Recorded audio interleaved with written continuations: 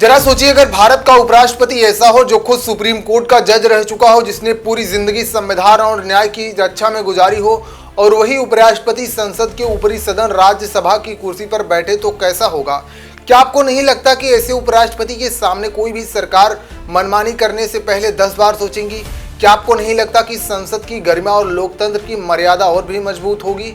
मैं बात कर रहा हूं सुप्रीम कोर्ट के पूर्व जज बी सुदर्शन रेड्डी को, जो इस बार एनडीए के उम्मीदवार के सामने खड़े और देश को नया रास्ता दिखाने आए हैं। 9 सितंबर को होने वाला उपराष्ट्रपति चुनाव अब सिर्फ एक चुनाव नहीं, ये लोकतंत्र की असली परीक्षा है, और यही वजह है कि एनडीए में खलबली मची हुई है। इस बार चुनाव बहुत दिलचस्प है। एक तरफ एनडीए के उम्मीदवार तमिलनाडु के बीजेपी नेता सीपी राधाकृष्णन और दूसरी तरफ विपक्षी गठबंधन इंडिया ब्लॉक के उम्मीदवार सुप्रीम कोर्ट के पूर्व जज बी सुदर्शन रेड्डी।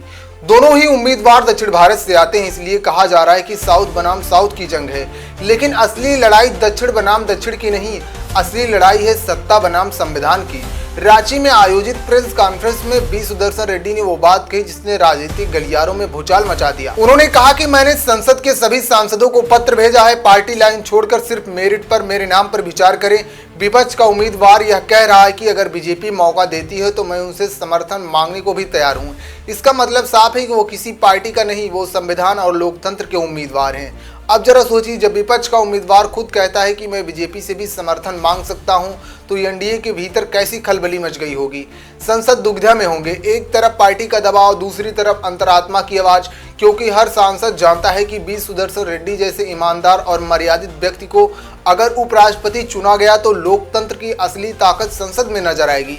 एनडीए के नेताओं को भी यह डर सता रहा है कि कहीं उनके अपने सांसद क्रॉस वोटिंग न कर दें। सबसे बड़ा सवाल यही है कि क्या मोदी जी बी सुदर्शन रेड्डी का समर्थन करेंगे। शायद नहीं, शायद हाँ, लेकिन सच्चाई यह है कि रेड्डी का कद इतना बड़ा है कि मोदी और उनके सहयोगियों को अब सोचने पर मजबूर हैं, क्योंकि अगर सांसदों ने लोकतंत्र और संविधान के नाम पर वोट डाला तो एनडीए का पूरा गणित बिगड़ जाएगा। और मोदी जी जानते हैं कि यह सिर्फ उपराष्ट्रपति का चुनाव नहीं, यह चुनाव एनडीए की साख का भी इम्तिहान है।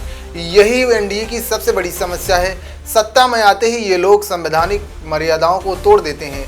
रेड्डी ने कहा कि लोकतंत्र सिर्फ वोट तक सीमित नहीं, बहुमत का मतलब मनमानी नहीं, बहुमत का मतलब है सबकी भागीदारी, सबकी सुनवाई और सबका सम्मान।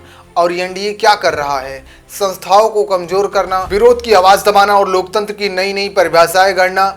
इसलिए जरूरी है कि संसद में एक ऐसे उपराष्ट्रपति बैठे जो किसी पार्टी की नहीं बल्कि संविधान का प्रहरी हो। रेड्डी ने साफ कहा, यह चुनाव जीत हार का नहीं, यह सिद्धांतों की लड़ाई है, यह संविधान और लोकतांत्रिक संस्थाओं की रक्षा का संघर्ष है।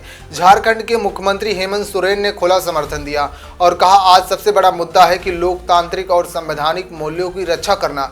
इतना ही नहीं, रेड्डी साहब ने शिबू सोरेन जी को श्रद्धांजलि दी और कहा वो जनता के सच्चे और समर्पित नेता थे। मतलब साफ है कि बी सुदर्शन रेड्डी सिर्फ विपक्ष के ही नहीं, पूरे देश के उम्मीदवार हैं।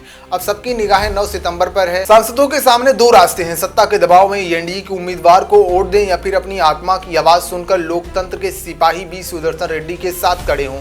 मुझे पूरा यकीन है कि इतिहास गवाह बनेगा कि सांसदों ने लोकतंत्र की रक्षा करने का रास्ता चुना, और उस दिन भारत के संसद में सिर्फ एक ही आवाज गूंजेगी, संविधान जिंदाबाद, लोकतंत्र अमर रहे, और उपराष्ट्रपति बने बी सुदर्शन रेड्डी। वैसे आपकी क्या राय है? किसे बनना चाहिए भारत का अगला उपराष्ट्रपति? कमेंट बॉक्स में अपनी राय जरूर दें और चैनल को सब्सक्राइब जरूर करें, क्योंकि हम जो आपको बताएंगे वो कोई भी टीवी न्यूज़ चैनल नहीं बताएगा। जय हिंद।